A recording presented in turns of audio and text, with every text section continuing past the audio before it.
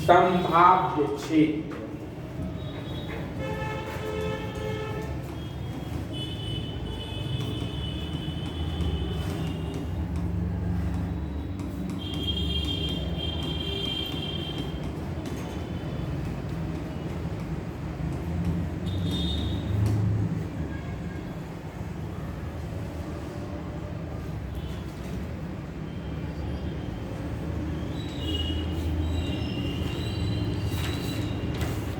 हम पॉइंट्स लिखाते चले जाएंगे, फिर अभी एक्सप्लेन करेंगे। केंद्र राज्य संबंधों के तनाव संभाव्य क्षेत्र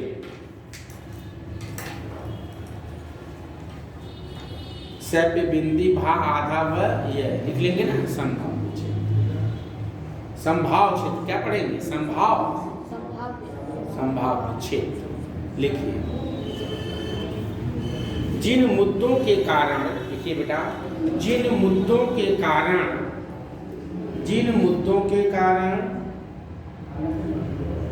केंद्र और राज्यों के बीच, जिन मुद्दों के कारण केंद्र और राज्यों के बीच तनाव व टकराव पैदा हुआ, वे निम्नलिखित हैं।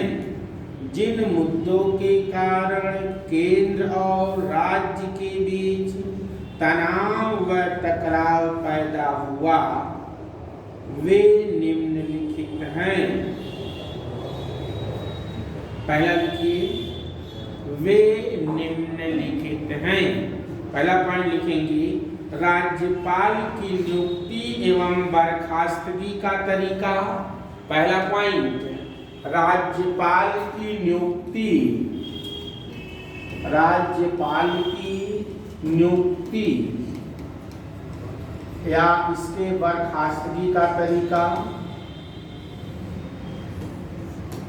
राज्यपाल की नियुक्ति और बर्खास्तगी का तरीका।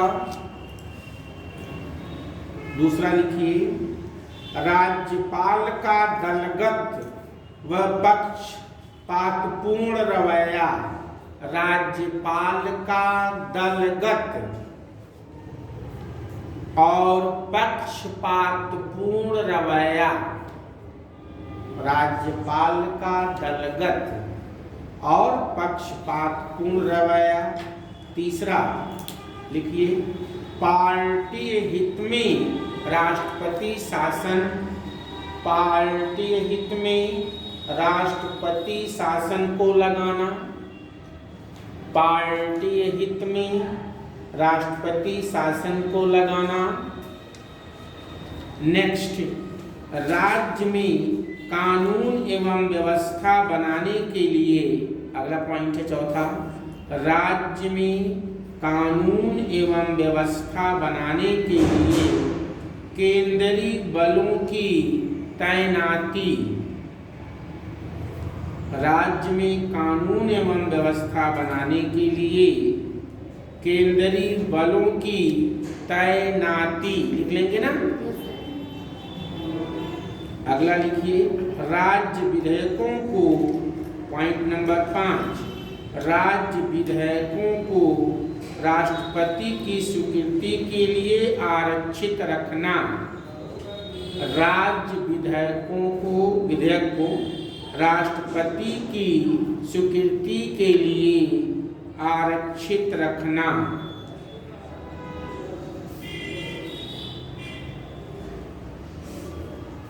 अगला पॉइंट लिखिए, राज्य के लिए वित्तीय आवंटन में भेदभाव।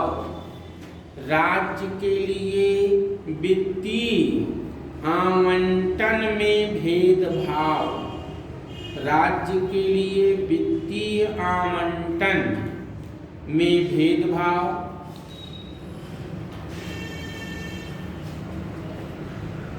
अखिल भारतीय सेवाएं, अखिल भारतीय सेवाओं का प्रबंध। अखिल भारतीय सेवा IAS, IPS and IFS। Akhil Bharatiya सेवाओं का प्रबंधन। अगला लिखिए, राजनीतिक उद्देश्य के लिए इलेक्ट्रॉनिक मीडिया का प्रयोग। राजनीतिक उद्देश्य के लिए इलेक्ट्रॉनिक मीडिया का प्रयोग।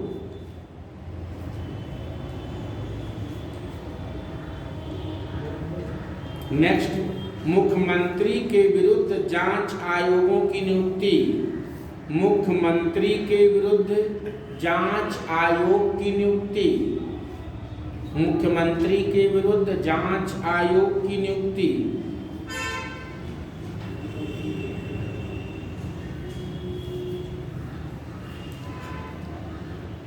नेक्स्ट, केंद्र व राज्यों के मध्य वित्तीय हिस्सेदारी। केंद्र व राज्यों के मध्य वित्तीय हिस्सेदारी।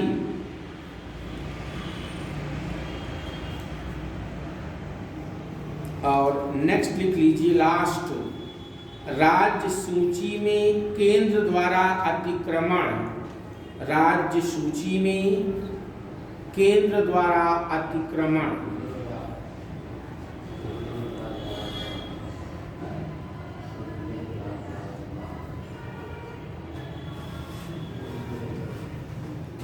ठीक, अब पैराग्राफ चेंज करके लिखिए, अभी समझा रहे हैं। 1960 के दशक से, लिखिए पैराग्राफ चेंज करिए, 1960 के दशक से 1960 के दशक के मध्य से 1960 के दशक के मध्य से ही केंद्र और राज्य संबंधों पर विचार। केंद्र राज्य संबंधों पर विचार किया जा रहा है। 1960 के दशक के मध्य से ही केंद्र राज्य संबंधों पर विचार किया जा रहा है। पूर्ण विराम। केंद्र राज्य संबंधों के मुद्दे पर निम्नलिखित कार्य किए गए। केंद्र राज्य संबंधों के मुद्दों पर, केंद्र राज्य संबंधों के मुद्दों पर निम्नलिखित कार्य किए गए। पहली हेडिंग डाल लीजिए, प्रशासनिक सुधार आयोग। पहली डाल लीजिए हेडिंग, प्रशासनिक सुधार आयोग। प्रशासनिक सुधार आयोग। अब एक एक पॉइंट जो लिखवाया है उसको डिस्कस करते हैं। क्यों भाई? देखिए, पहला तनाव का कारण है राज्यपालों की नियुक्ति और उनके बर्खास्तगी का तरीका। अब जैसे राज्यपाल को पढ़ाया गया होगा जब, तो बताया गया होगा कि राज्यपाल की दोहरी भूमिका होती है। बताया गया होगा कि गवर्नर का राज्यपाल की दोहरी भूमिका होती है। एक होता है केंद्र सरकार के एजेंट के रूप में, केंद्र सरकार के अभिकर्ता, अभिकर्ता का मतलब एजेंट के रूप में कार्य करता है। दूसरा, राज्य के संवैधानिक, राज्य के संवैधानिक प्रमुख के रूप में कार्य करता है। ठीक, तो राज्य की दोहरी भूमिका होती है। तो मोस्टली क्या होता है, जो राज्यपालों की जो नियुक्ति होती है उसकी योग्यता यही है कि 35 साल उम्र हो और भारत का नागरिक हो। ये तो सामान्य बात हो गई, लेकिन रियलिटी ये होता है जिस रूलिंग पार्टी की सरकार केंद्र में होती है उसके जितने रिजेक्टेड माल होते हैं, मतलब जितने बुढ़े नेता होते हैं, वो हल्ला गुल्ला ना करें, चुपचाप बैठे रहें।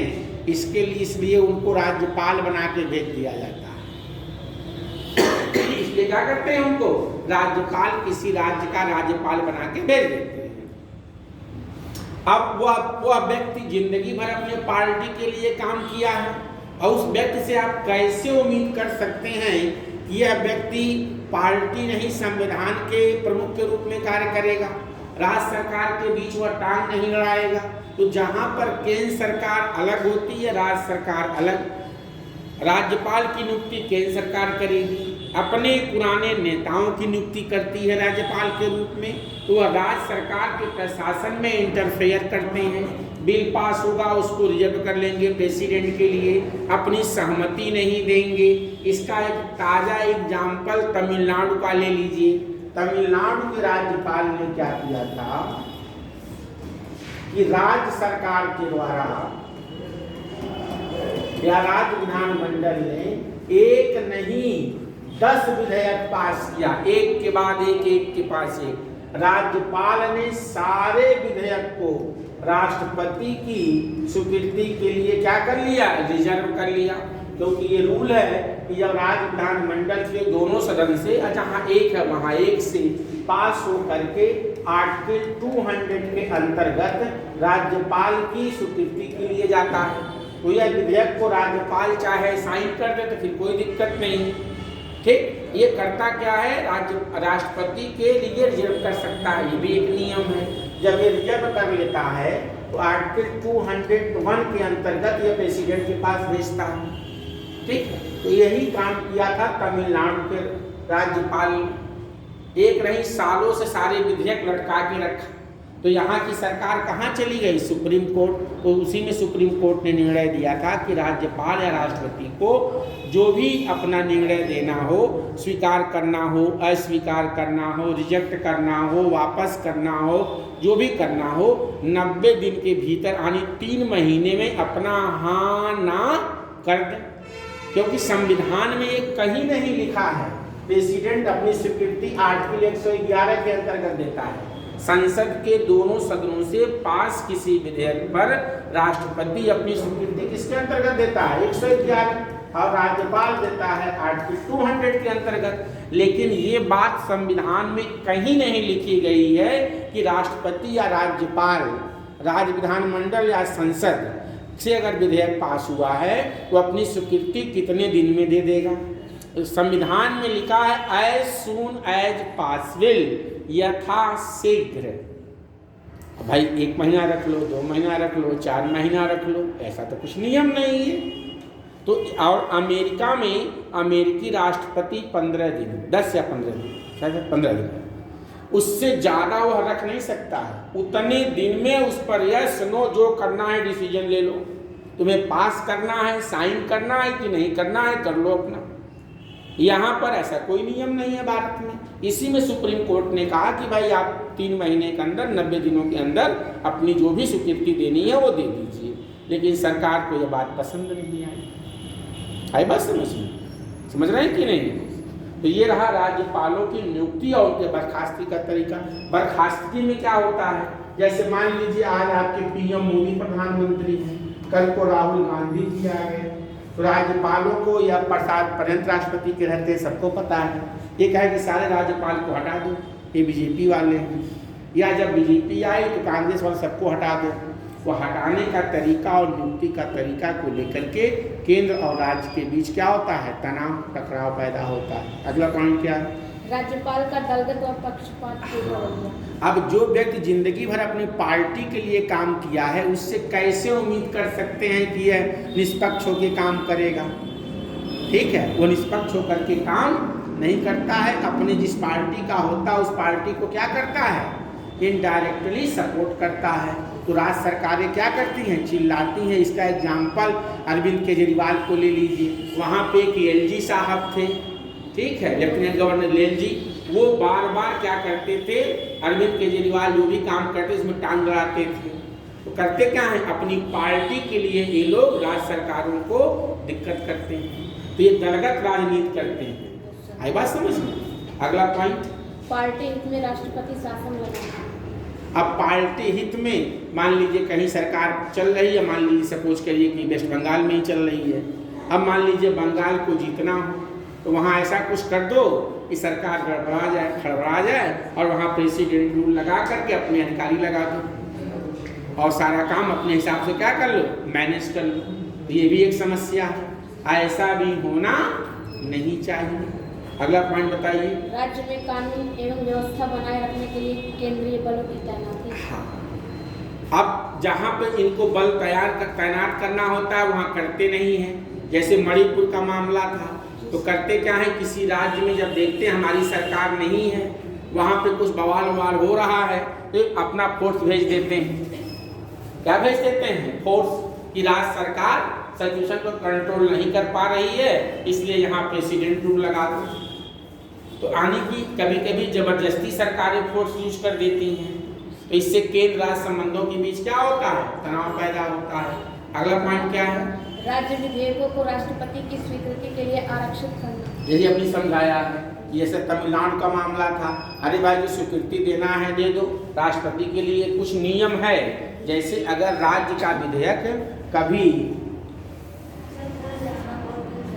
बहुत दूर, लखनऊ से भी दूर है, ऑटो नहीं मिलता ना। अभी क्या बज गया? 4 बज गया क्या? नहीं सर, कटरा में कटरा?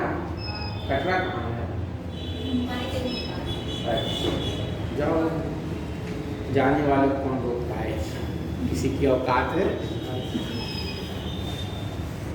जाने वाले को रोक पाया है? किसी की औकात नहीं है तो हम क्या रोक लेंगे? क्यों? जब मन ही बना लिया है तो जाना है तो। चलो ठीक है। तो कभी कभी अनावश्यक रूप से राज्य के विधेयक को राज्यपाल क्या कर लेता है? राष्ट्रपति के लिए रिजर्व कर लेता है, बेवजह वो डिले करता है। हाँ, कुछ रूल है कि किन किन आधार पर या किन किन परिस्थितियों में जो आपका विधेयक है राज्यपाल रिजर्व कर सकता है। अगर कहीं ऐसा कोई विषय है जो इंटर स्टेट कॉमर्स से रिलेटेड हो, तो वहाँ राष्ट्रपति की स्वीकृति अनिवार्य हो जाती है, या हाई कोर्ट के पावर को लेकर के कोई बात हो, ऐसी अगर बातें हैं उस दरमियान राज्यपाल राज्य के विधेयक को रिजर्व कर सकता है, लेकिन कभी कभी अनावश्यक रूप से कर लिया जाता है। अगला पॉइंट, राज्य के लिए वित्तीय आवंटन में भेदभाव। हाँ, अब जैसे देखो, जहाँ पे रूलिंग पार्टी किसी पार्टी की सरकार हो, चाहे बीजेपी की हो या कांग्रेस की हो, तो अगर कांग्रेस होगी तो जिन राज्यों में कांग्रेस की सरकार होगी वहाँ ज़्यादा पैसा मिलेगा, बीजेपी वाले को कम देंगे। अब आज बीजेपी सत्ता में है, जहाँ कांग्रेस वाले राज्य वाले सरकारें हैं वहाँ कम दे दो, जहाँ अपनी राज्य सरकारें हैं वहाँ ज़्यादा दे दो। तो क्या करते हैं? ये भेदभाव, डिस्क्रिमिनेशन होता है। तो राज्य कहते हैं कि भाई अपने वाले को ज़्यादा दे रहे हो, हमको कम क्यों दे रहे हो? ये समस्या उत्पन्न होती है। अगला, अखिल भारतीय सेवाओं का प्रबंधन। हाँ, अब देखिए, अभी आपको मैंने समझाया कि IAS, IPS और IFS, इन पर राज्य सरकार का सिर्फ ट्रांसफर और सस्पेंशन के अलावा कोई अधिकार नहीं। इनके खिलाफ कोई एक्शन लेना हो इनकी बस की बात नहीं है। कौन करेगा? केंद्र सरकार। तो राज्य इसको अतिक्रमण मानते हैं कि हमारे लिए जबरदस्ती केंद्र सरकार ने भेज दिया है आदमी, ना इनको हम हटा नहीं सकते हैं, खाली ट्रांसफ़र कर सकते हैं और सस्पेंड कर सकते हैं। तो ये भी केंद्र और राज्य के बीच संबंधों में क्या पैदा होता है? तनाव पैदा होता है। अगला, राजनीतिक उद्देश्य के लिए इलेक्ट्रॉनिक मीडिया का उपयोग। इसमें तो हमारी सरकार काफ़ी आगे है, आप तो समझदार हैं। कि तेल का ताड़ बनाना हो तो करते क्या हैं? जैसे पूरी बात को ना कहते, जैसे हमने कोई स्टेटमेंट दिया उसकी थोड़ी सी क्लिप काट लेंगे, पूरी बात नहीं होगी। हमने किस मुद्दे पे क्या कहा इससे मतलब नहीं है, उसमें जो वर्ड से लोगों को चुभेगा उसी को उतना काट करके सोशल मीडिया पे क्या कर देते हैं? डाल देते हैं। जैसे एक हम भाषण सुन रहे थे संजय सिंह का, उन्होंने कहा नाम से कुछ नहीं होता है, तो उन्होंने एक वर्ड किया कि राम के नाम लेने से ही नहीं कुछ होता है, हराम में भी राम लिखा हुआ है। उनका पूरा कहने का मतलब ये था, लेकिन उसको कहा गया कि इन्होंने राम को हराम कह दिया। उसका उल्टा काट करके उतनी ही वीडियो को क्या कर दिया गया? प्रसारित कर दिया गया, लेकिन पूरा उनका मतलब नहीं समझा गया कि नाम रखने से कुछ नहीं होता है, आदमी के अंदर वो सेंस भी होना चाहिए। ये उनका कहने का मतलब था, लेकिन कहने का मतलब उसको क्या कर दिए? काट करके जो वाला पार्ट था उसको जनता के सामने क्या कर दिया? परोस दिया। ये तो कभी कभी गलत किसी को प्रचार प्रसार के लिए यूज कर लिया जाता है। अगला, मुख्यमंत्री के विरुद्ध जांच आयोग। इसका 2 एग्जाम्पल है, एक अरविंद केजरीवाल, ED CBI सब लगा दी गई, और दूसरे झारखंड के मुख्यमंत्री क्या नाम था? हिमांशु सोरेन। दोनों को लगाया गया, दोनों में कुछ नहीं मिला, लेकिन दोनों की छवि खराब हो गई, दोनों की सरकारें क्या हो गई? चली। तो बेवजह जांच आयोगों की या जांच कमेटियों की या जांच एजेंसियों का प्रयोग ना किया जाए। अब उसी समय किया गया जब चुनाव था। आप पहले भी करा सकते हैं, बाद में करा सकते हैं, लेकिन उसी समय क्यों करा रहे हैं? ठीक है, ये केंद्र संबंधों के बीच। और केंद्र व राज्यों के मध्य वित्तीय हिस्सेदारी। हाँ, जैसे आपका वित्त आयोग हमने जब पढ़ाया था, फाइनेंस कमीशन, तो उसमें कहा था इसका काम क्या है? जो टैक्स के पैसे हैं, कर, इसके बंटवारे के लिए रिकमेंडेशन देना कि केंद्र कितना लेगी और राज्य कितना लेगी। तो राज्य चाहते हैं कि हमको पैसा ज़्यादा मिले और केंद्र चाहती है कि कम पैसा देना पड़े। तो बंटवारे को लेकर के भी इनके बीच क्या होता है? तनाव होता है। राज्य चाहते हैं ज़्यादा और केंद्र देना चाहती है कम। ठीक हो गए सारे पॉइंट्स। सर एक और क्या? राज्य सूची में केंद्र द्वारा अतिक्रमण। हाँ, यह समवर्ती सूची के विषय पे कानून बना देना। तो आप क्या करती है? अन्य सूचियों पर या राज्य की सूची पर अतिक्रमण कर देती है। ठीक है, जो अपना जिसका अधिकार क्षेत्र है वही काम करे। अब कुछ कमेटियां हैं, पहले हमने लिखवाया है ARC, लिखवाया है। हाँ, लिखिए इसको। केंद्र सरकार ने मोरारजी देसाई की अध्यक्षता में, केंद्र सरकार ने मोरारजी देसाई की अध्यक्षता में 1966 में प्रशासनिक सुधार आयोग, इसको ARC कहते हैं, administrative reform commission. Short form में क्या कहते हैं बेटा? ARC। ब्रैकेट में लिख लेना, प्रशासनिक सुधार आयोग, एडमिनिस्ट्रेटिव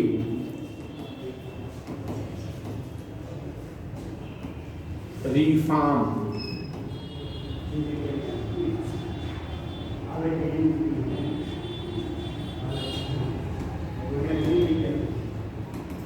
कमीशन, ARC।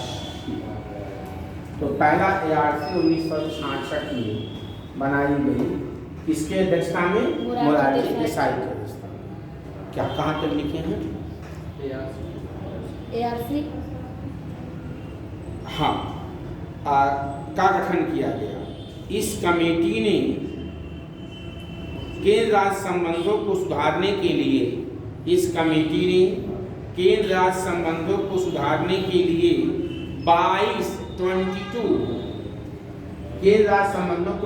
के लिए 22 सिफारिशें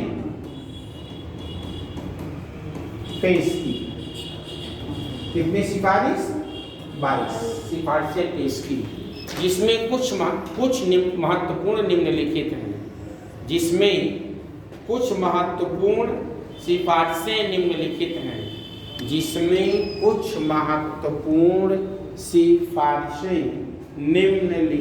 हैं,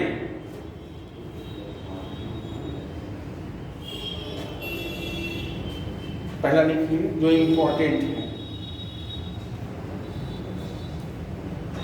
अनुच्छेद 363 के अनुच्छेद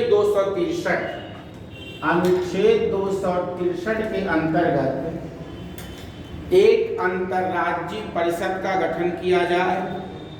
अनुच्छेद 263 के अंतर्गत एक अंतर्राज्यीय परिषद का गठन किया जाए। दूसरा पॉइंट, राज्यपाल के रूप में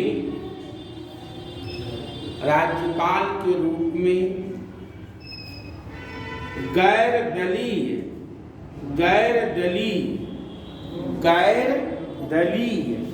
ऐसे व्यक्ति की नियुक्ति हो जिसे सार्वजनिक जीवन का व्यापक अनुभव हो। जिसे ऐसे व्यक्ति की नियुक्ति हो जिसे सार्वजनिक जीवन का व्यापक अनुभव हो। गैर दलीय का मतलब कि पार्टी के बुढ़े नेता ना नियुक्त हो, ऐसा व्यक्ति से कि राजनीति से कोई लेना देना ना हो। गैर दलीय जो किसी दल का ना हो, बीजेपी का ना हो, कांग्रेस का ना हो, सपा का ना हो, बसपा का ना हो, किसी पार्टी का ना हो, गैर दलीय हो और उसको सार्वजनिक जीवन का क्या हो, विशेष अनुभव हो। ऐसे व्यक्तियों को क्या बनाया जाए, राज्यपाल। जैसे आपके एक राष्ट्रपति बने थे APJ अब्दुल कलाम साहब, वो किसी भी पार्टी से उनका संबंध नहीं था। इसी टाइप के लोगों को बनाया जाए। आगे लिखिए।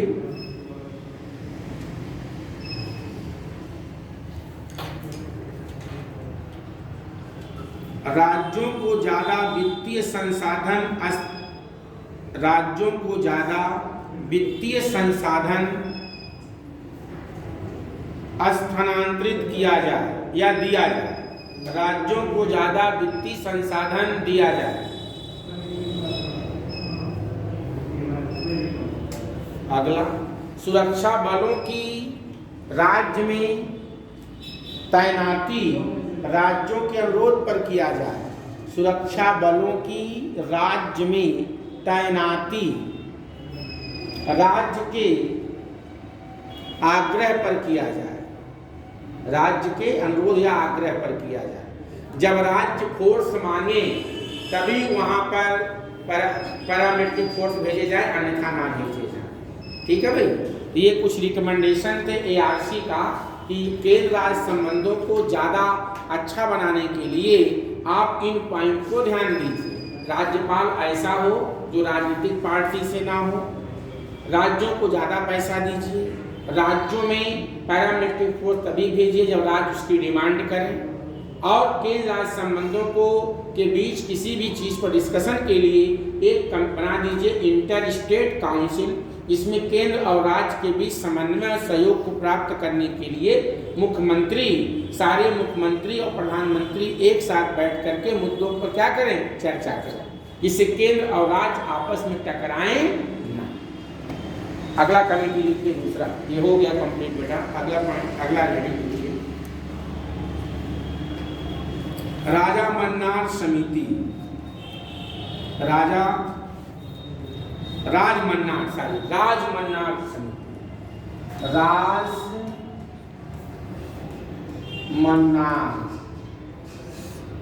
राजमन्नार समिति। राजमन्नार समिति लिखा हुआ है। देखिए 1969 में 1969 में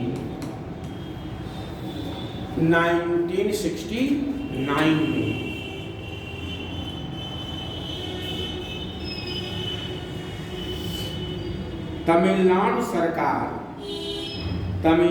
सरकार ने डॉक्टर वीपी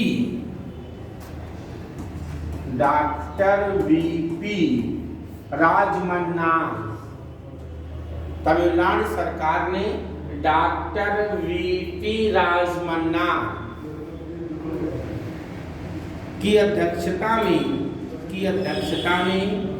केंद्र और राज्य संबंधों की समीक्षा करने केंद्र और राज्य संबंधों की समीक्षा करने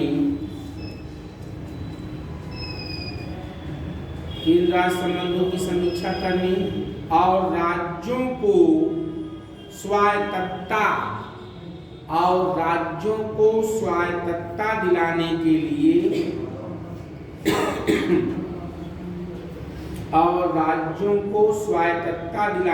लिए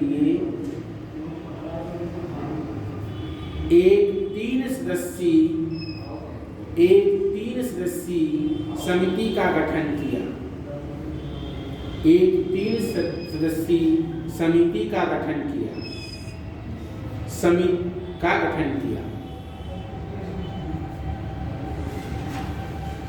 समिति ने 1971 में अपने प्रतिवेदन तमिलनाडु सरकार को सौंपा। समिति ने 1971 में अपना प्रतिवेदन तमिलनाडु सरकार को सौंपा, जिसमें निम्न सुझाव दिए,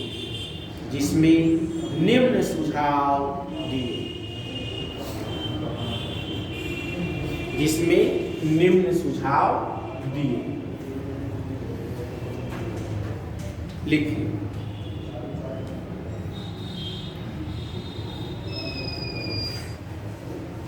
केंद्र और राज्य में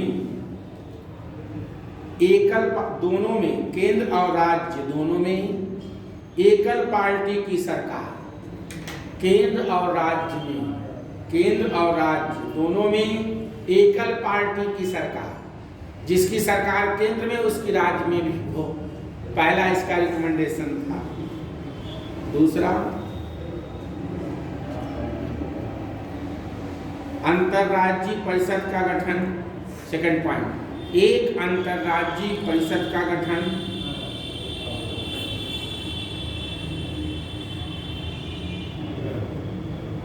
दूसरा, एक वित्त आयोग का गठन, एक अस्थायी वित्त आयोग का गठन, एक अस्थायी वित्त आयोग का गठन।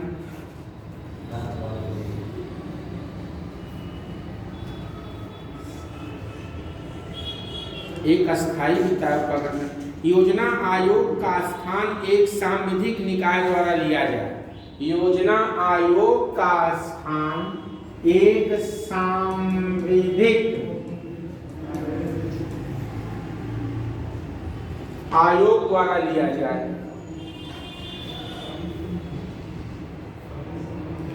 सांविधि निकाय द्वारा, सांविधि निकाय द्वारा लिया जाए। योजना आयोग का स्थान एक सांविधि निकाय द्वारा लिया जाए। सांविधि निकाय क्या होती है? अरे बताइए। अनुच्छेद 356, 57 और 65 को पूर्णतः समाप्त कर दिया जाए। अनुच्छेद 356, 357 और 365 को पूर्णतः समाप्त कर दिया जाए। अनुच्छेद 356, 57 और 65 को पूर्णतः समाप्त कर दिया जाए।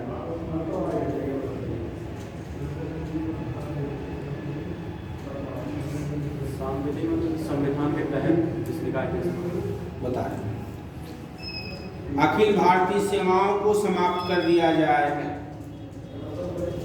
अखिल भारतीय सेवाओं को पूर्णतः समाप्त कर दिया जाए, मतलब आईएएस, आईपीएस, आईएफएस नहीं रहेगा। अखिल भारतीय सेवाओं को पूर्णतः समाप्त कर दिया जाए। अवशिष्ट शक्तियां राज्यों को दे दी जाएं। अवशिष्ट शक्तियां राज्यों को दे दी जाए।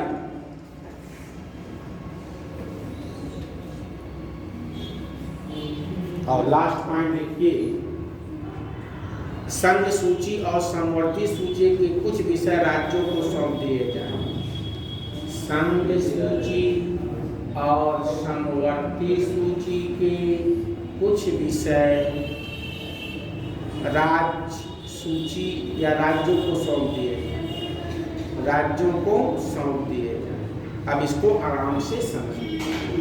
लास्ट में लिख लीजिए, राजमन्नार समिति की इस रिपोर्ट को केंद्र सरकार ने पूर्ण रूप से खारिज कर दिया। लिख लीजिए, राजमन्नार समिति की इस रिपोर्ट को, इस प्रतिवेदन को, राजमन्नार समिति के इस प्रतिवेदन को केंद्र सरकार ने पूर्ण रूप से खारिज कर दिया। राजमन्नार समिति के इस प्रतिवेदन को केंद्र सरकार ने क्या कर दिया? पूर्ण रूप से खारिज कर दिया। अब ये बताओ, अब इनका ये कमेटी बनाई थी तमिलनाडु सरकार। अब मान लो आज के डेट में ममता दीदी एक कमेटी बनाई और वो कमेटी इसी तरह का रिपोर्ट दे, बताओ योगी बाबा मानेंगे? अरे मोदी जी मानेंगे? अब कहें 356 हटा दो, 365 हटा दो, ठीक। उसके बाद संघ सूची के विषय दे दो, IAS PCS खत्म कर दो। ये जितना भी रिकमेंडेशन है सरकार कभी मानेगी? कभी नहीं मानेगी।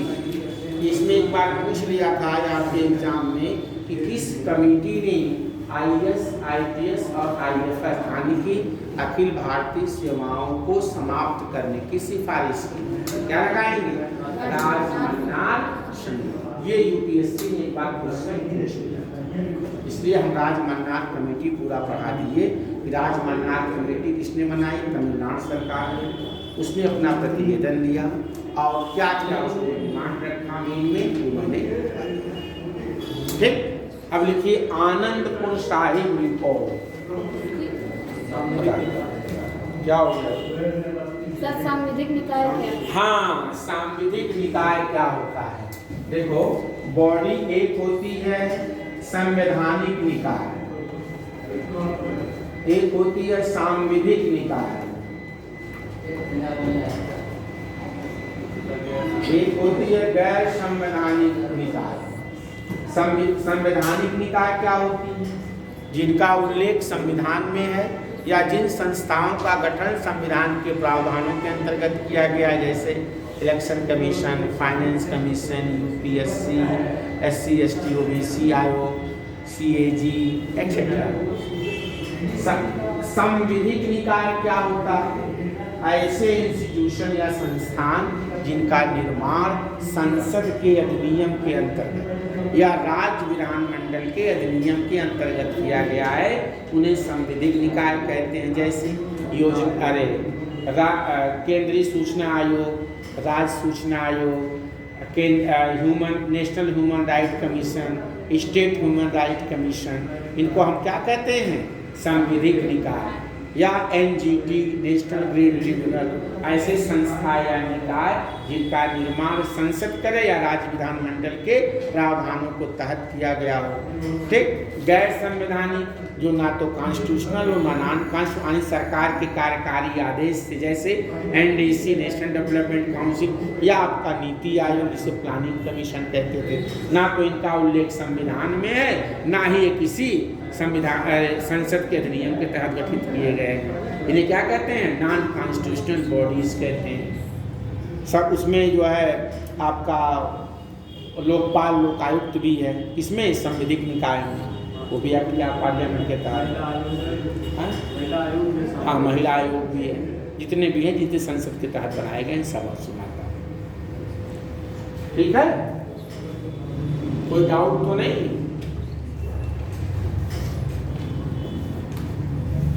चार नहीं बजा।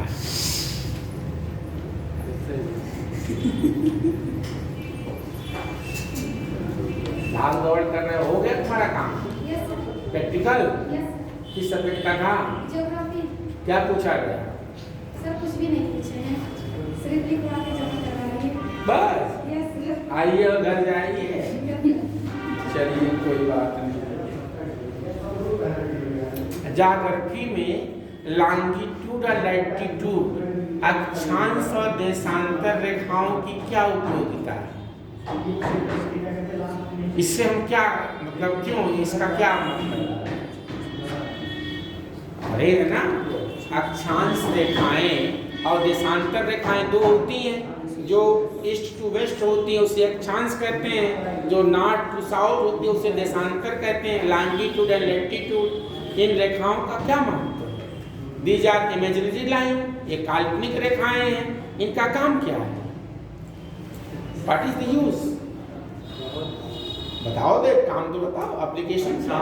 अक्षांश जो है वो किसी देश का मतलब वातावरण, वहाँ का पर्यावरण या पगलू कहीं के वातावरण, सर मतलब तापमान भी बताता है ना अक्षांश। वो ठीक है, सब बताता है। मेन उसका फीचर ये है कि अक्षांश, जैसे आपका पता जब लिखते हैं तो ग्राम ये, पोस्ट ये, पिन कोड ये, फलाना ये, धमाका ये, तो अक्षांश और देशांतर रेखाएं ग्लोब पर किसी भी जगह को इंडिकेट करने के लिए यूज करते हैं। हाँ, वो बात अलग है कि इन रेखाओं से हम ज्ञात करते हैं, ये बात आपकी सही है, हम डिनाई नहीं करते, लेकिन हम वो चीज जानना चाहते हैं कि जो उसका रियल है। आप उसके एप्लीकेशन बता रहे हैं, no doubt, told me what is the application. हम ये कुछ इसका मतलब दीज आर इमेजिनरी लाइन, और इसका उपयोग इस ग्लोब पर किसी भी जगह का सटीक प्लेस जानने के लिए हम लोग करते हैं। जैसे यहाँ है, अभी जब जीपीएस कैमरे से हम खींचेंगे फोटो तो लॉन्गिट्यूड लैटिट्यूड सब बन करके आ जाएगा, यह व्यक्ति इतने लैटिट्यूड और इतने लॉन्गिट्यूड पर यहाँ पर यह व्यक्ति, तो किसी भी स्थान का सटीक या एग्जैक्ट लोकेशन के लिए हम लोग देशांतर और अक्षांश रेखाओं का प्रयोग करते हैं। ठीक है, ये रेखा है तो यहाँ पे ठंडक होगी, गर्मी होगी, इक्वेटर है तो यहाँ पर बर्फ भरेगी, ऐसे मौसम होंगे, वो सारी बातें आपको ठीक है। देशांतर टाइमिंग भी बताता है किसी देश, हाँ टाइम भी बताता है, यस इंडिकेट करता है, यस, किधर हम जाएंगे तो प्लस, किधर जाएंगे तो माइनस, इस पर क्या होगा एक्सेप्ट। चलो ठीक, आगे लिखिए, आनंदपुर शाही प्रस्ताव। आनंदपुर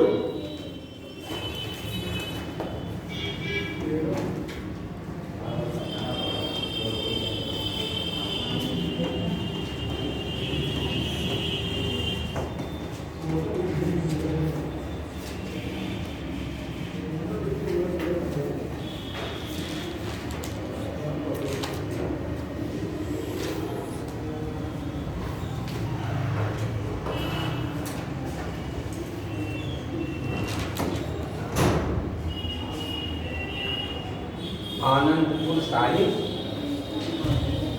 प्रस्ताव लिखिए। 1973 में अकाली दल, 1973 में अकाली दल पंजाब, अकाली दल पंजाब के आनंदपुर साहिब में, आनंदपुर साहिब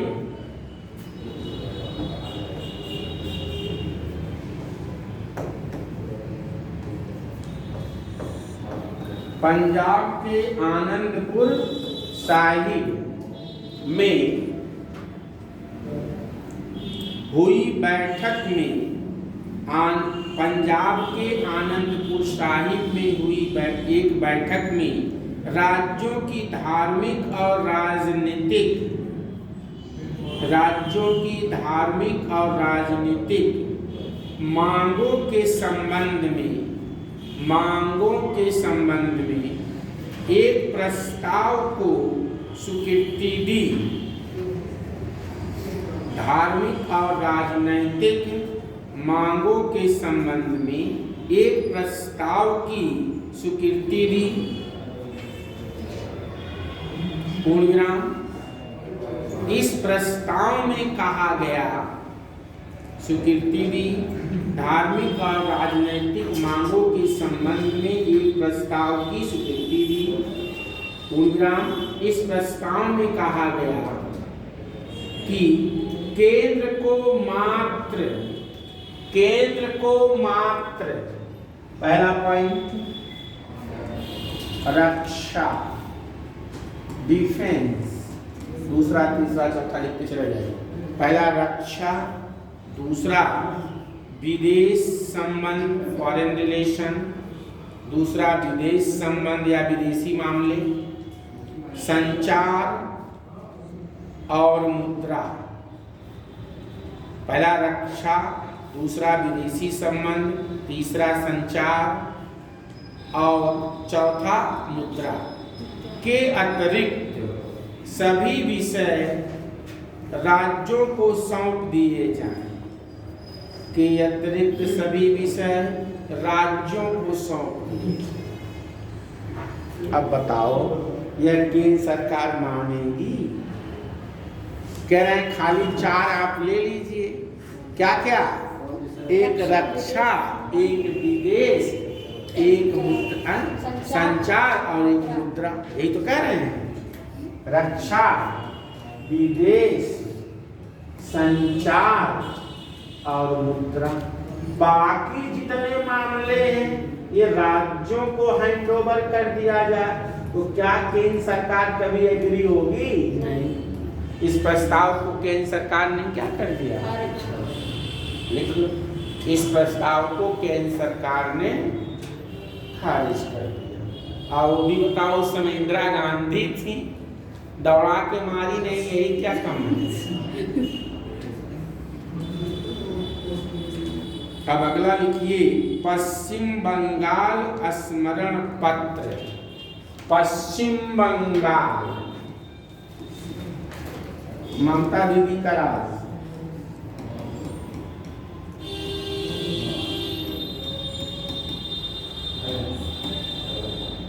पश्चिम बंगाल स्मरण पत्र, क्या लिखेंगे? पत्र। लिखिए, 1977 में, कब? 1977 में, 1977 में पश्चिम बंगाल सरकार, कम्युनिस्ट पार्टी जानते हैं, उस समय शासन वहां कम्युनिस्ट पार्टी का था, साम्यवादी सरकार थी। क्या होती है साम्यवादी सरकार?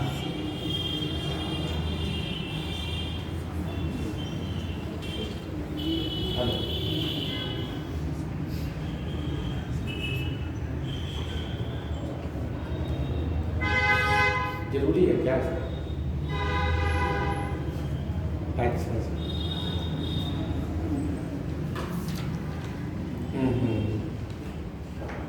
अच्छा अच्छा अच्छा,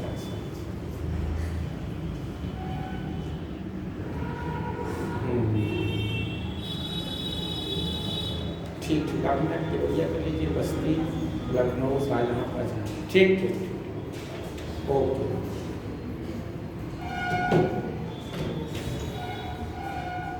पश्चिम बंगाल क्या लिखे हैं? 1977 में पश्चिम बंगाल सरकार, ब्रैकेट में साम्यवादी सरकार, उसमें वहां साम्यवादियों का, कम्युनिस्टों का रूप था, कम्युनिस्ट पार्टी ने, ब्रैकेट बंद, ने केंद्र राज्य संबंध पर, ने केंद्र राज्य संबंध पर एक स्मरण पत्र, ने केंद्र राज्य संबंध पर एक स्मरण पत्र प्रकाशित किया, ने केंद्र राज्य संबंध पर एक स्मरण पत्र प्रकाशित किया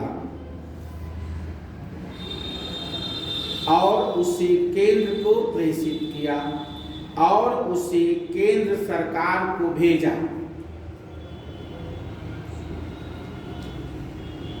एक स्मरण पत्र प्रकाशित किया और उसे केंद्र सरकार को भेजा, जिसमें निम्न सुझाव दिए गए, जिसमें निम्न सुझाव दिए गए।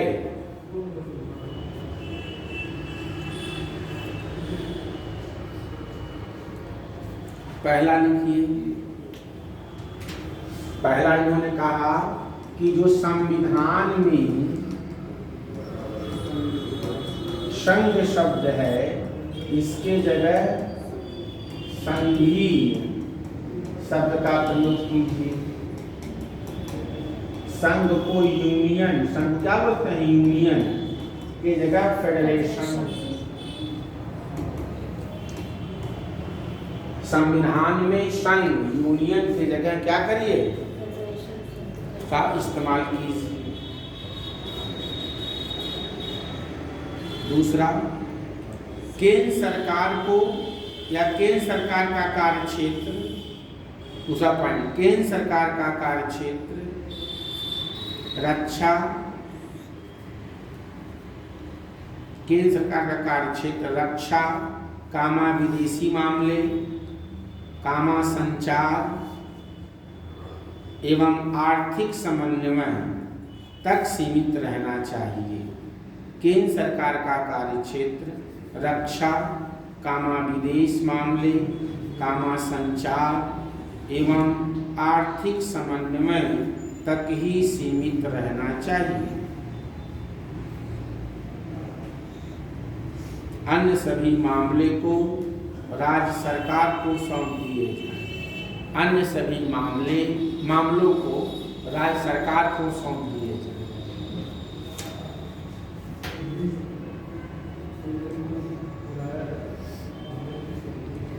अगला अनुच्छेद 356, 57 और 60 को पूर्णतः समाप्त कर दिया जाए। अनुच्छेद 356, 357 और 360, ये जो 3 आर्टिकल हैं इनको क्या कर दिया जाए? समाप्त कर दिया जाए। अगला नए राज्यों का निर्माण एवं पुनर्गठन, नए राज्यों का निर्माण या पुनर्गठन पर राज्यों की सहमति अनिवार्य है।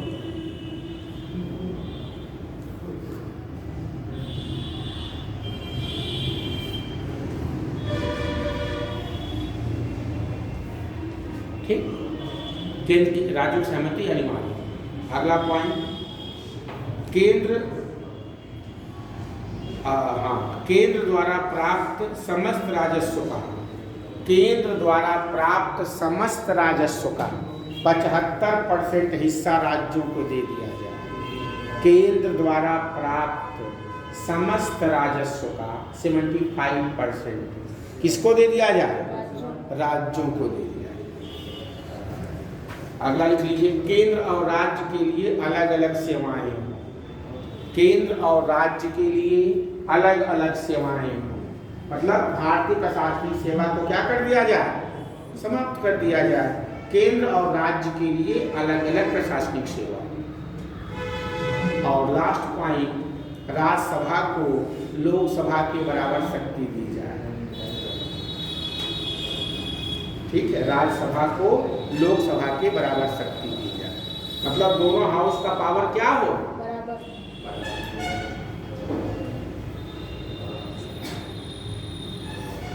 अब ये भी लिख देंगे लास्ट में, केंद्र सरकार ने इस सारे प्रस्तावों को क्या कर दिया? खारिज कर दिया। लिख दी, केंद्र सरकार ने इन प्रस्तावों को क्या कर दिया? पूर्ण रूप से खारिज कर दिया। बताओ कोई मानेगा यार? उनको तो मतलब केंद्र सरकार को मतलब नहीं रह जाएगा। अब लिखेंगे सरकारिया आयोग, वेरी इंपॉर्टेंट। क्या लिखेंगे? इसमें कोई पॉइंट समझाने वाला तो बेटा है नहीं, सारे पॉइंट्स वही रिपीट हो रहे हैं। क्यों भाई? इसमें ऐसा कोई पॉइंट जो समझ में ना आया हो देख लो एक बार, क्योंकि सारे वही रिपीट हो रहे हैं।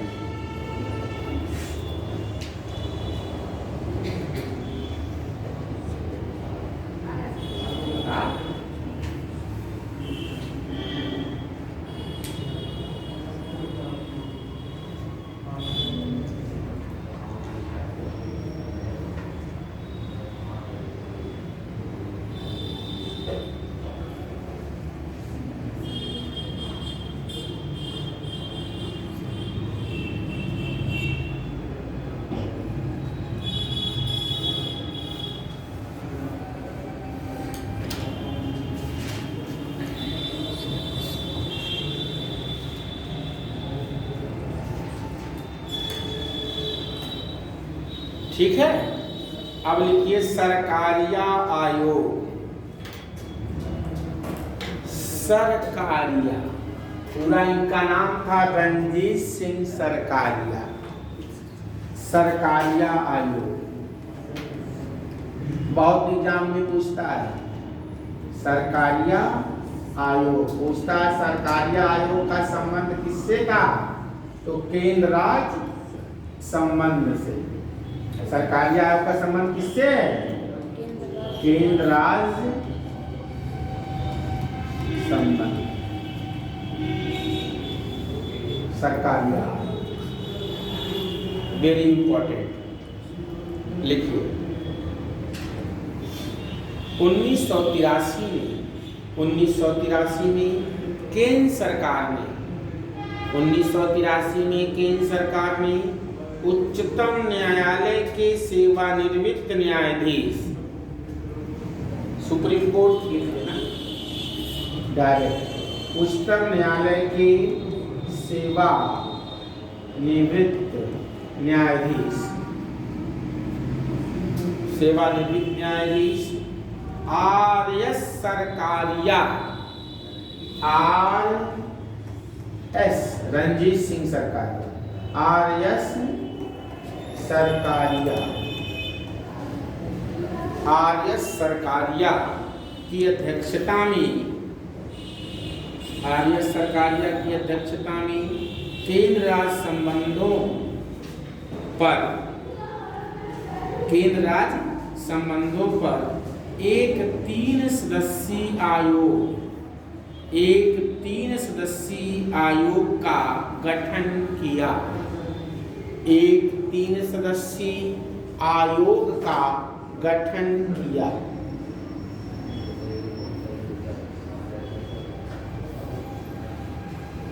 समिति का कार्यकाल 4 बार बढ़ाया गया।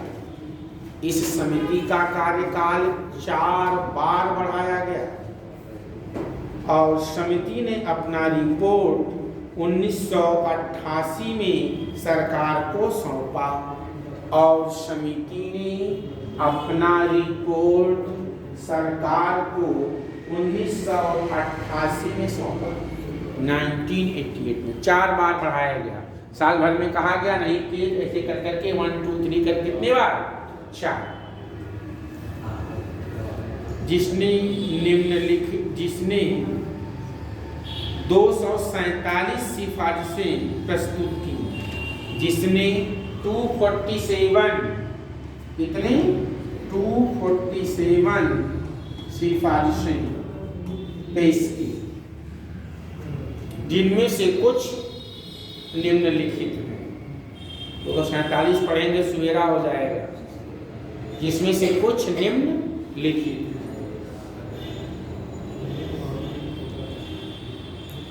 पहला लिखो, अनुच्छेद 263 के अंतर्गत एक अंतर्राज्यीय परिषद की स्थापना की जाए। पहला पॉइंट है बेटा, आर्टिकल 263 के अंतर्गत एक अंतर्राज्यीय परिषद का गठन किया जाए, इंटर स्टेट काउंसिल बनाई जाए। अगला 356 का प्रयोग संभल कर किया जाए। अगला पॉइंट क्या कहा गया, आर्टिकल 356 का प्रयोग संभल कर किया जाए, अर्थात इसका प्रयोग अंतिम विकल्प के रूप में किया जाए। अनुच्छेद 356 का प्रयोग संभल कर किया जाए, अर्थात अंतिम हथियार के रूप में किया जाए।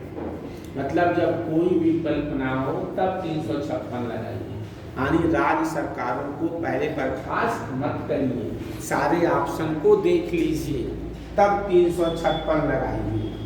क्योंकि सबसे बड़ा विवादित मुद्दा यही था कि जब मर्जी होती थी केंद्र सरकार राज्य सरकार को क्या कर देती थी, बर्खास्त कर देती थी। अगला लिखिए, अखिल भारतीय सेवाओं को और मजबूत बनाया जाए।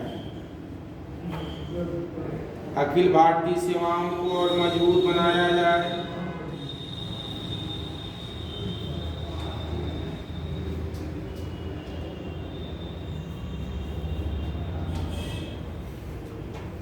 अगला लिखिए, क्षेत्रीय परिषदों का गठन किया जाए। जोनल काउंसिल, क्षेत्रीय परिषदों का गठन किया जाए।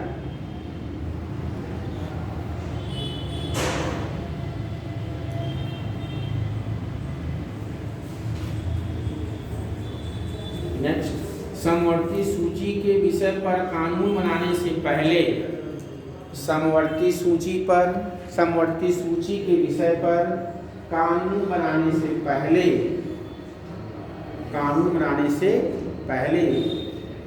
राज्य सरकार से परामर्श किया जाए। राज्य सरकार से क्या कर लिया जाए, परामर्श कर लिया जाए। अगला,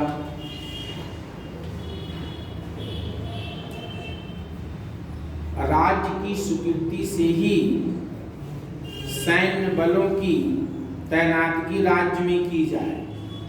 राज्य सरकारों की स्वीकृति से ही सैन्य बलों की तैनाती राज्य में की जाए।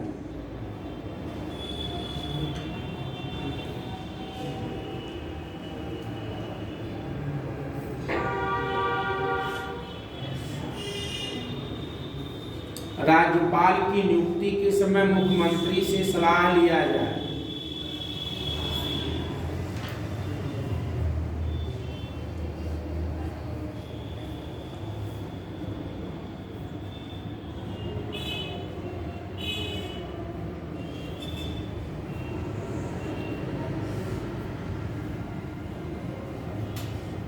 राज्यपाल विधानसभा में बहुमत की स्थिति में सरकार को भंग नहीं कर सकता।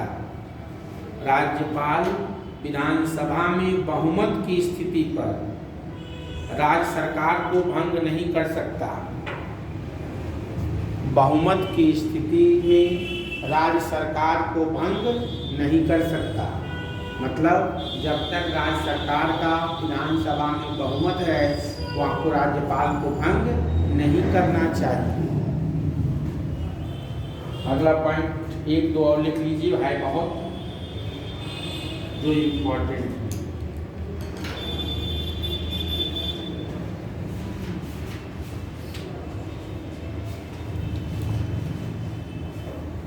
राज्यपाल का कार्यकाल 5 साल का हो। राज्यपाल के 5 साल के कार्यकाल राज्यपाल के 5 साल के कार्यकाल को बिना ठोस कारण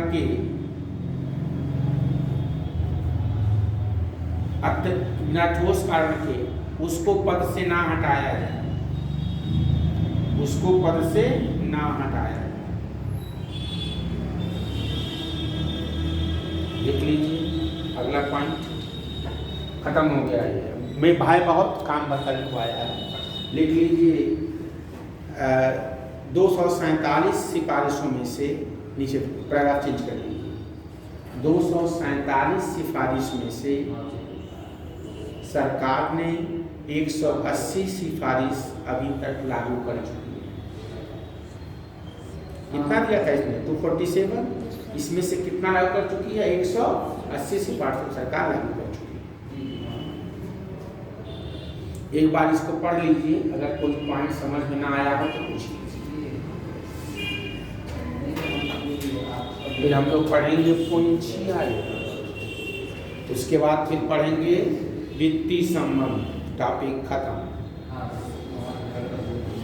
अगला है, अब पढ़ लीजिए आप लोग, पूंजी आयोग।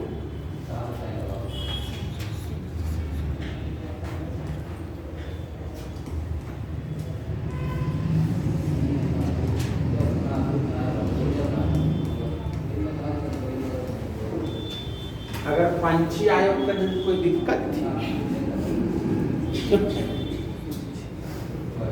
पक्षी आयोग।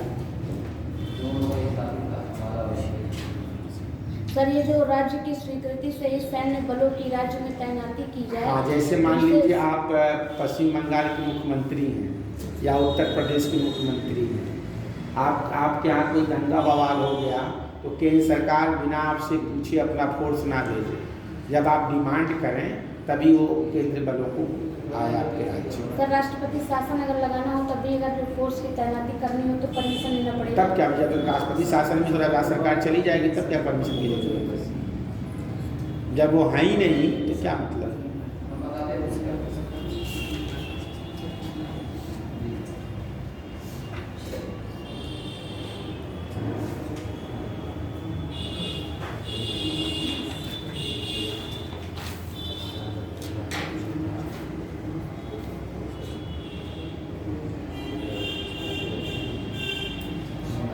कोई पॉइंट जो समझ में ना आया हो? सर, ये अनुच्छेद 356 जो है प्रयोग संभाल कर किया जाए। हाँ, इसमें ये कहा गया कि आर्टिकल 356 का जो प्रयोग है इसको संभाल करके किया जाए या इसको अंतिम हथियार के रूप में किया जाए। यानी कि राज्यों में राष्ट्रपति शासन तब लगाया जाए जब कोई विकल्प ना हो। कि अब इसके सिवा कोई रास्ता नहीं है। सपोज करिए कि किसी राज्य में चुनाव होता है, इलेक्शन होता है, मान लीजिए यूपी में ही बाबा जीते 115 सीट, अखिलेश भैया जीते 100 सीट, बहन जी मान लीजिए 90 सीट जीते, बहुमत किसी के पास नहीं। बाकी छोटी बड़ी पार्टियां, अपना दल, तुम्हारा दल, तेरा दल, मेरा दल, ये जीत गए 10-10, 20-20, 15, ठीक है। अब बाकी रेस्ट आप जो 100 सीटें बची हैं थोड़ी थोड़ी सब जीत गए, ना इनके पास बहुमत, ना इनके पास, ना इनके पास। अब कोई किसी से मिलने को तैयार नहीं है, तो कैसे राज्य में शासन चले? फिर शंकु विधानसभा हो गई, एक दूसरे से कोई मिलना नहीं चाह रहा है और सरकार बनाने का कोई विकल्प ना हो, तो क्या होगा? सबको कहा गया भाई कोई भी बना ले, सब लोगों ने हाथ खड़ा कर दिया। फाइनली मजबूर होकर के राज्यपाल क्या रिकमेंड कर देगा? 356 लागू कर दिया जाए, तब मजबूरी है। जैसे मान लीजिए आज योगी बाबा की सरकार है, कल को कोई बात हुई, ये मंत्रिपरिषद से मान लीजिए हट गए, इस्तीफा दे दिए, अपने गए 50-100 विधायक को लेके चले गए। अब ये कह रहे हैं ना तुम अखिलेश के साथ जाओगे, ना बीजेपी के साथ जाओगे, मेरे पास रहोगे, नहीं तो बुलडोजर चलवा देंगे। विधायक डर के कहीं नहीं जा रहे हैं, ना तो बीजेपी की सरकार बन पा रही है और ना ही सपा की बन पा रही है। अब इस कंडीशन में क्या होगा? कोई ऑप्शन नहीं है, मतलब 356 का प्रयोग अपने राजनीतिक फायदे के लिए ना करके उसको अंतिम विकल्प के रूप में किया जाए। This is the meaning. समझ में आया? ये इसका मतलब। अगला है पुंछी आयोग। हमने आप लोगों को सारे आयोग और सारे पढ़ा डाले, ठीक है। एक बचा है वित्तीय विभाग का खत्म कर देंगे। उसके बाद आपको केंद्र राज्य संबंध से क्या मिल जाएगी? मुक्ति। और आपको एक सब्जेक्ट कंप्लीट हो जाएगा जिसे कहते हैं भारतीय राज्य व्यवस्था, यानी कि इंडियन पॉलिटी। क्या हो जाएगी? समझ में आ रहा है? समाप्त। लिखिए अप्रैल 2007 में केंद्र सरकार ने अप्रैल 2007 में केंद्र सरकार ने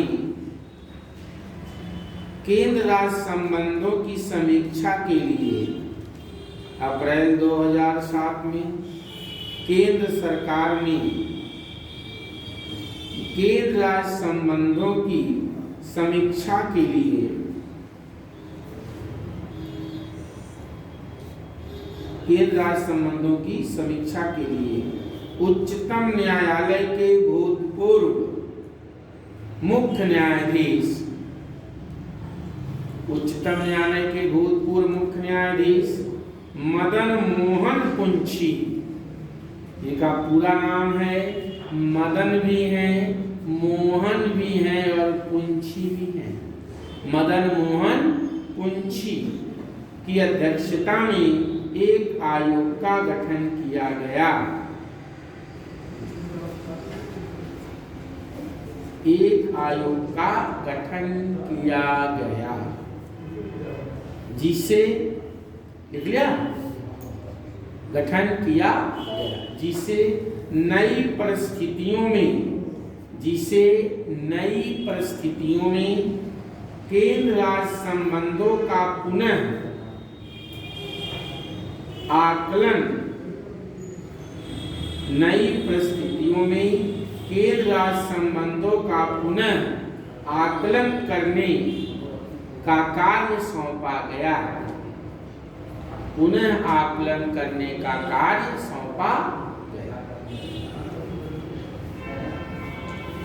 इस आयोग के प्रमुख कार्य इस प्रकार थे। इस आयोग के प्रमुख कार्य इस प्रकार थे। लिख लो भैया।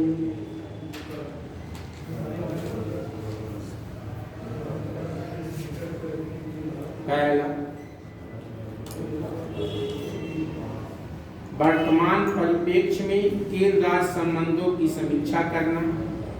वर्तमान परिप्रेक्ष्य में केंद्र राज्य संबंधों की समीक्षा करना।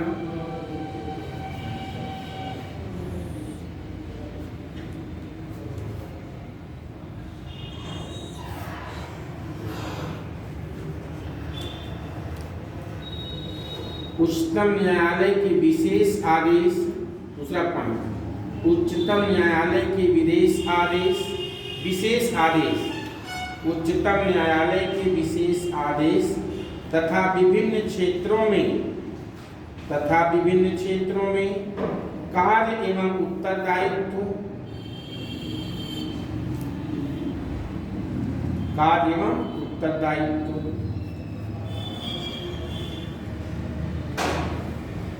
जिनमें शामिल थे विधायी संबंध, प्रशासनिक संबंध, कार्य एवं उत्तरदायित्व, जिनमें शामिल थे विधायी संबंध, प्रशासनिक संबंध, राज्यपाल की भूमिका, आपातकालीन उपबंध, वित्तीय संबंध, राज्यपाल की भूमिका, आपातकालीन उपबंध, वित्तीय संबंध, आर्थिक एवं सामाजिक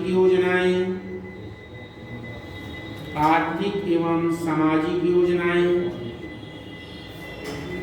पंचायती राज व्यवस्था,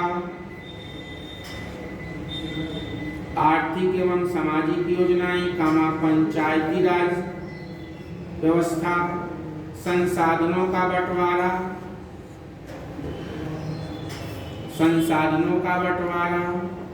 जैसे अंतरराज्यीय नदी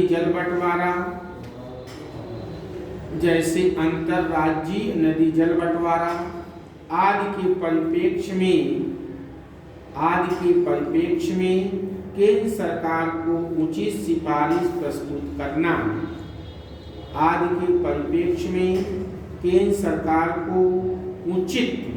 सिफारिश प्रस्तुत करना। ठीक है, हालांकि है बहुत, लेकिन संक्षेप में हमने आपको क्या कर दिया, लिखा दिया। ठीक, आपसे इतना डिटेल में नहीं पूछा जाएगा, बस ये पूछा जाएगा प्री में कि किन किन आयोगों का संबंध के राज्य संबंध से है। तो पहला हमने पढ़ाया था आपको क्या, क्यों भाई, पहला क्या पढ़ाया था, आनंदपुर का पहला क्या पढ़ाया था, राजा मन्नान समिति, फिर क्या पढ़ाया था, आनंदपुर साहिब रिपोर्ट, फिर पश्चिम बंगाल का शरण पत्र, फिर सरकारिया आयोग, फिर पुंछी आयोग, ये जो डिस्कस किया है मैंने, ये सारा हम लोगों ने पढ़ा, जो केंद्र राज्य संबंधों में कैसे स्मूथ फंक्शनिंग हो, बिना किसी लड़ाई झगड़ा, बिना किसी तनाव के केंद्र और राज्य दोनों काम करें, उसके लिए समय समय पर राज्य सरकारों ने भी प्रयास किया और केंद्र सरकार ने भी प्रयास किया। ठीक है, अब एक लास्ट आपका बचता है वित्तीय संबंध, डाल लीजिए।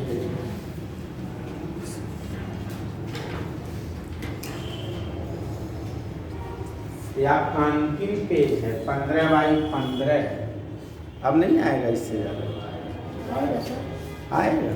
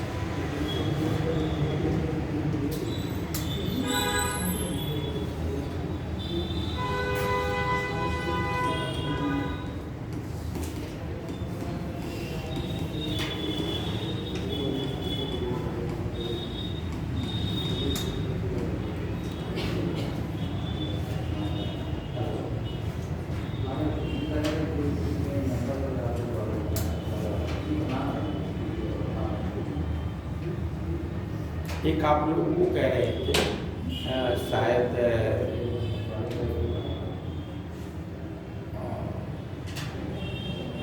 कमिटीज के पार्लियामेंट्री कमिटीज के बारे में कह रहे थे ना, संसदीय समितियाँ। ठीक है, तो टाइम मिलेगा डिस्कस कर देंगे 15-20 मिनट में संसदीय समितियाँ। पहले हम लोग ये संबंध पढ़ रहे हैं।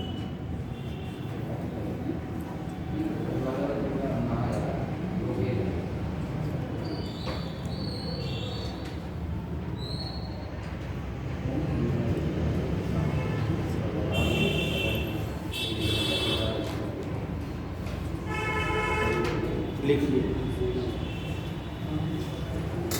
संविधान के भाग 11-12, संविधान के भाग 12 के अनुच्छेद, संविधान के भाग 12 के अनुच्छेद 268 से, संविधान के भाग 12 के अनुच्छेद 268 से 293 तक केंद्र राज्य वित्तीय संबंधों की चर्चा की गई है, जो निम्नलिखित हैं। 293 तक केंद्र राज्य वित्तीय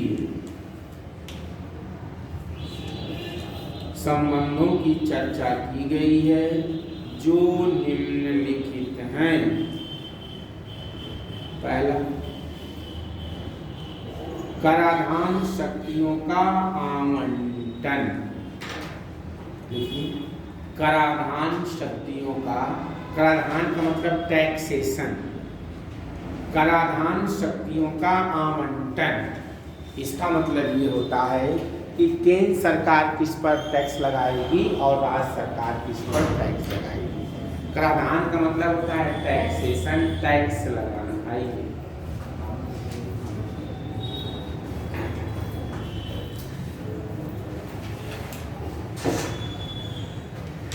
ठीक, लिखिए थोड़ा सा इसको, तब समझाते हैं।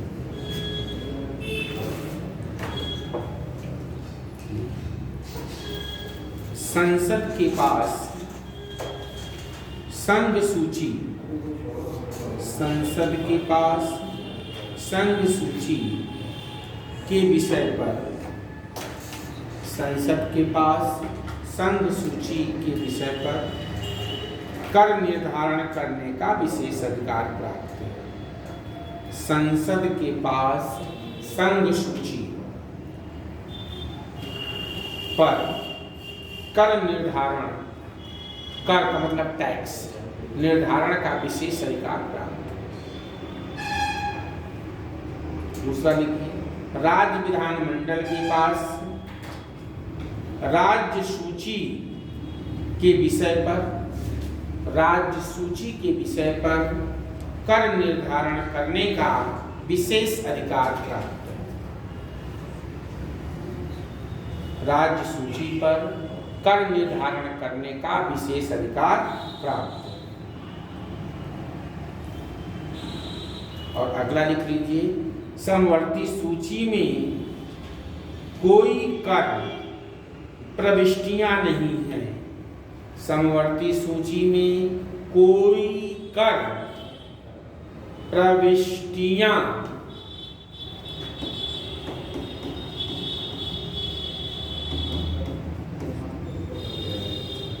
कोई कर प्रविष्टियां साथी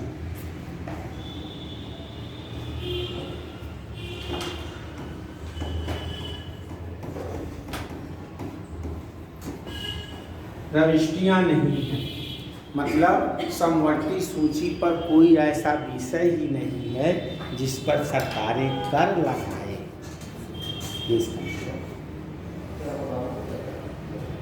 हालांकि सरकार पेन कापी पर भी लगा देती, आपका दूध मट्ठा पर भी लगा दे रही है। माने सरकार न पढ़ने दे रही है, खाना खाने दे रही है।